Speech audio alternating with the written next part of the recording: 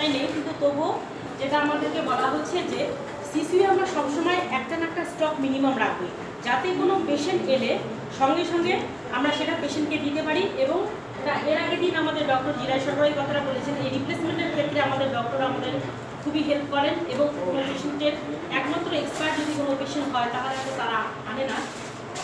সেই ক্ষেত্রে আমাদের যে কোনো কিছু ইউজ হলে সঙ্গে সঙ্গে সেটা 1 ঘন্টার মধ্যেই রিপ্লেস করে রাখার কথা। তার একটাই উদ্দেশ্য, নেক্সট পেশেন্টের এমার্জেন্সি ইউজের জন্য। আর ডিফিব্রিলেটরটা সবসময়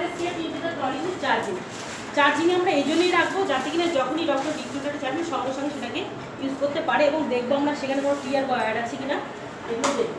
অক্সিজেন সিলিন্ডার তো আমি আগেই বলেছি, এখানে তো কারো কোশ্চেন হতে পারে, আমাদের সিসিতে তো সবসময় সেন্ট্রাল রয়েছে অক্সিজেন সাপ্লাই, তবুও কেন?